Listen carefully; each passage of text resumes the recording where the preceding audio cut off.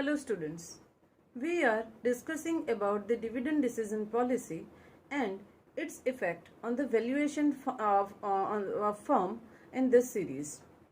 We have already discussed the relevance and irrelevance approach on the valuation of the firm.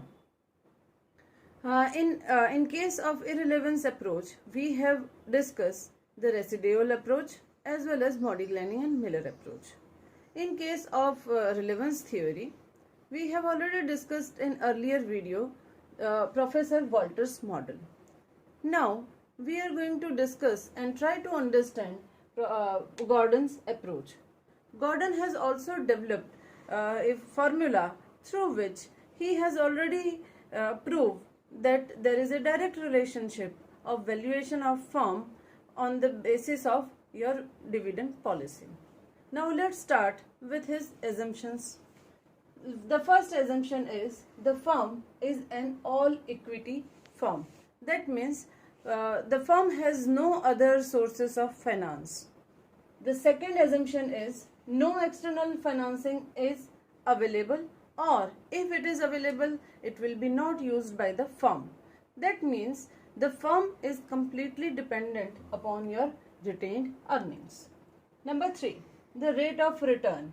As in case of Professor Walter's model, he has also developed the relationship between your rate of return and your cost of capital.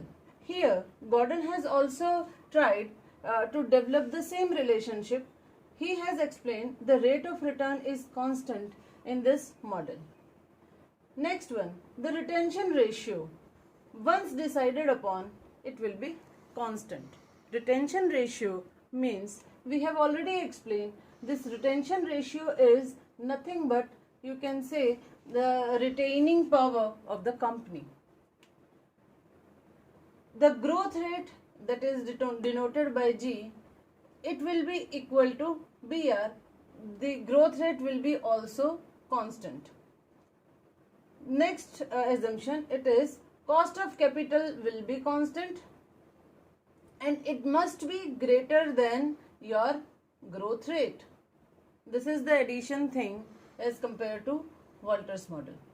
Now next one, the firm has a perpetual life and corporate taxes do not exist. Now let's try to understand. For the valuation of the prices of equity shares, he has tried to develop one formula, and it is P is equal to E into bracket 1 minus B bracket over divided by KE minus BR, whereby P stands for prices of shares, E stands for earnings per share, B stands for retention ratio, KE stands for cost of equity capital, and BR, it is also known as G, is equal to growth rate in R. R stands for, I have already discussed with you, rate of return. That means here they want to say your BR growth rate, it is equal to rate of return on the investment. Now how he has tried to prove his own approach as a relevance approach. As per him, what may be the implications of this overall theory?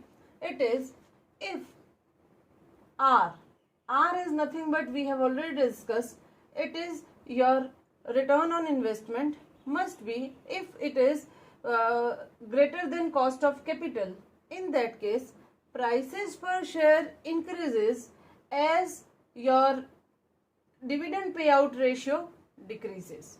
That means this is the case of growth firms. We have already discussed the same thing in Walter's model also.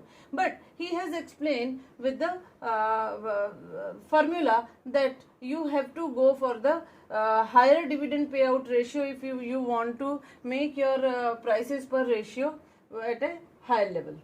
In case of normal firms, he has explained that if your R is equal to K, that means whatever your retention or whatever your payout ratio, it will not affect on your valuation of the firm. The next situation, it may be the situation of declining firms, whereby your return on investment may be lesser than your cost of capital. In this kind of situation, firm should go for higher distribution ratio or higher payout ratio to increase its price per share. Now, due to few flaws in the approach, he has tried to revise his own model. In case of his own model, he has revised on the basis of the assumption called cost of capital constant, which we have already discussed. It is also criticism. It is one of the point of criticism in Walter's model also. He has tried to revise his model, and now he has developed another model whereby he suggested or he considered the point of risk and uncertainty. In this case, he has explained, in case of your growth firms and declining firms, he has explained the same thing, but as in the case of revised model, he has somewhat made changes in normal firms, where we have explained about R is equal to K. Now he has told that if there is any situation whereby your rate of return is equal to cost of equity, in that case investors prefer to have higher dividends. Why? What are the assumptions on of this overall model? The assumption is investors are risk averse. Now investors are really not interested to take unnecessary risk. If they can earn good amount in current situation, they will not prefer to go to take risk. The next one is they put premium on certain returns. If they are expecting any returns, certain returns, in that case only they will go for premium. Otherwise they will definitely go for, if they are not certain about the returns, in that case they will penalize your overall retention decision. So there will be direct effect of your dividend decision on the valuation of the firm. That's it regarding the Gordon's approach. Thank you.